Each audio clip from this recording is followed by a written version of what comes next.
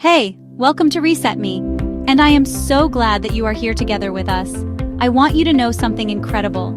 Every single morning, you get a brand new opportunity, a clean slate, a chance to reset, to start over, and to design a day that you actually feel good about living. It doesn't matter what happened yesterday, or the day before that, or last week. The moment your eyes open, you have the power to decide how the next 16 hours are going to unfold. You hold the controls, and that is an amazing feeling, isn't it? So many of us wake up and immediately feel behind. The alarm goes off, and it's like we're already losing a race against the clock. The stress kicks in, the anxiety starts to bubble up, and we just roll right into the chaos. But what if I told you it doesn't have to be that way? What if you could take back control in the first few minutes of your day? It's not about some huge, complicated overhaul of your life. It's about small, simple, and powerful actions that create a massive ripple effect. Today, I'm going to share with you 5 simple habits that will completely reset your day before it even really begins. These aren't just nice ideas, they are research-backed, practical tools that you can start using tomorrow morning. I'm talking about tangible shifts that will change your energy, your focus, and your entire mood. If you've been feeling stuck, overwhelmed, or just plain tired of your own routine, then you are in the exact right place. Let's jump in. Okay, let's start with the very first thing you do when you get out of bed. Before the coffee, before you check your notifications, before anything else, I want you to walk to your kitchen and drink a full glass of water. I know, it sounds almost too simple, right? But listen to me. Your body has just gone 6, 7, 8 hours without any hydration. It's dehydrated. Your brain, your muscles, your organs, they are all desperate for water to wake up and start functioning at their best. Giving them that water is like flipping the on switch for your entire system. Think about it this way. You wouldn't try to start your car on an empty tank of gas, would you? Of course not. So why are we trying to start our bodies on empty? That first glass of water tells your body, hey, we're up. It's time to get moving. It kickstarts your metabolism, helps flush out toxins that have built up overnight, and it rehydrates your brain, which is crucial for focus and clarity. It's a physical signal to your entire being that a new day has begun, and you are fueling it for success from the very first minute. This isn't about willpower, it's about making it easy. So tonight, before you go to bed, I want you to do one thing. Put a glass of water on your nightstand or on the kitchen counter where you'll see it immediately. Make it the path of least resistance. When you wake up, it's right there waiting for you. This tiny 2-second action is your first promise to yourself for the day. It's an act of self-care that says, I'm taking care of myself first. It's your first win, and it sets a powerful precedent for the rest of the day. All right, habit number 2 is all about movement. Now hold on. Before you start thinking you need to run 5 miles or do a grueling HIIT workout, I want you to stop. That's not what this is about. This is about simply waking up your physical body with gentle movement for just 5 minutes. That's it. 5 minutes. We can all find 5 minutes, can't we? This could be as simple as stretching your arms over your head, touching your toes, doing a few gentle neck rolls, or maybe some slow sun salutations if you're into yoga. The goal isn't to burn calories, it's to get your blood flowing. When you move your body, even for a few minutes, you are sending a flood of oxygen to your brain and your muscles. You're releasing endorphins, those amazing natural chemicals that boost your mood and act as a natural energizer. Think about how you feel when you've been sitting for a long time. Stiff, sluggish, lethargic. Now think about how you feel after a good stretch. More open, more awake, more alive. You're literally shaking off the sleep and inviting energy into your body for the day ahead. The science on this is undeniable. Morning movement has been shown to improve your mood, increase your focus, and reduce feelings of stress and anxiety throughout the day. It's a proactive step against that mid-afternoon slump. You're not waiting for your body to feel good. You're making it feel good. So tomorrow morning, after you've had your glass of water, just stand up and move. Put on a favorite song and dance around your living room. Do some simple stretches while you wait for the coffee to brew. Connect with your body and thank it for carrying you through another day.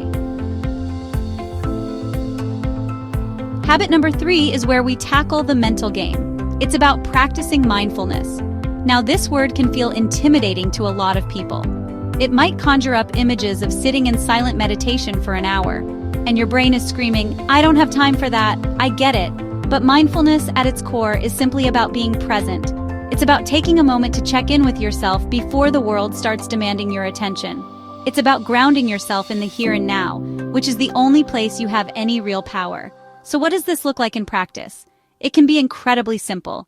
Maybe it's sitting on the edge of your bed for just 60 seconds and taking 3 deep, deliberate breaths. Inhale for 4 counts, hold for 4, and exhale for 6. Feel the air fill your lungs and then feel it leave. That's it. That's a moment of mindfulness. Or perhaps you could take out a notebook and a pen and do a brain dump. Write down anything and everything that's on your mind. The worries, the to-do list, the random thoughts.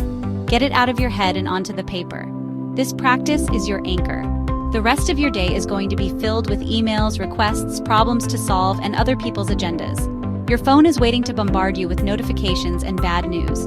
This moment of mindfulness is for you. It's where you create a small pocket of peace and quiet for your own mind.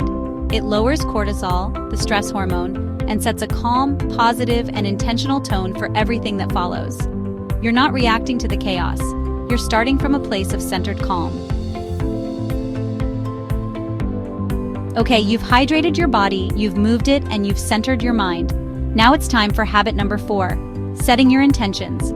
This is about giving your day a direction. Without a plan, it's so easy to get pulled into a vortex of busy work and distractions, only to get to the end of the day and wonder, what did I actually accomplish? Setting an intention is like giving your brain a GPS for the day. You're telling it where you want to go, so it can help you spot the opportunities and navigate around the obstacles. This doesn't need to be a long, complicated list of 50 things. In fact, that's the opposite of what we want. I want you to identify your top 1 to 3 priorities for the day. What are the 1 to 3 things that, if you got them done, would make you feel successful and proud? These are your needle movers. These are the tasks that align with your bigger goals, not just the urgent little fires that pop up. Write them down on a sticky note, in your journal, or on a whiteboard. Seeing them in writing makes them real and tangible. When you define your priorities, you give yourself a filter for decision-making throughout the day. When a new email comes in or someone asks you for something, you can mentally check it against your list. Does this help me achieve my top priorities? If not, maybe it can wait. This simple habit moves you from being reactive to being proactive. You're no longer just a passenger on the crazy train of your day. You are the conductor. You are in charge, making conscious choices about where you invest your most valuable resource, your time and energy. This brings us to our 5th and final habit, and I'll be honest with you, this might be the hardest one for many of us, but it is also one of the most transformative. The habit is this: avoid your phone for at least the first 30 minutes of your day. Do not let the first thing your brain consumes be an email from your boss, a stressful news headline, or a curated Instagram post that makes you feel like your life isn't good enough. Your phone is a portal to the world's problems, other people's priorities, and a highlight reel of comparison. That is a terrible way to start your day. Think about what happens when you grab your phone first thing. Your heart rate can increase, your stress levels spike, and your brain immediately goes into reactive mode. You're instantly thinking about what you need to do for others, what you're missing out on, or what crisis you need to solve. You haven't even had a chance to connect with yourself, and you're already giving all your mental and emotional energy away. You're letting an algorithm dictate your mood and your mindset for the entire day. You deserve better than that. I challenge you to create a phone-free buffer zone in your morning. Let the first 30 or even 15 minutes be sacred. This is your time. This is when you hydrate, move, practice mindfulness, and set your intentions. By keeping your phone at a distance, you're protecting your peace. You are protecting your focus. You are making a powerful statement that your well-being comes first. Try it. You will be absolutely amazed at how much calmer, more focused, and more in control you feel. You're starting your day on your own terms, not someone else's. So there you have it. 5 simple, powerful habits to completely reset your day.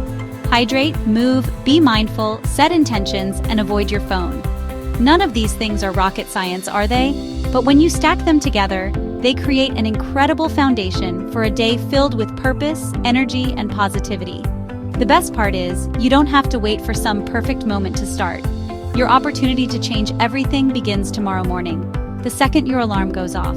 I want you to pick just one. Don't try to be perfect and do all 5 at once if that feels overwhelming. Just pick the one that resonated with you the most and commit to trying it tomorrow. Maybe it's putting that glass of water by your bed tonight. Maybe it's deciding you'll stretch for just 3 minutes. Start small because that small win will build momentum, and momentum is what creates lasting change. And I want to hear about it. Drop a comment below and tell me which habit you're going to try, or share your own favorite morning habit that helps you win the day. Thank you so much for investing this time in yourself today. It truly means the world to me that we get to connect like this.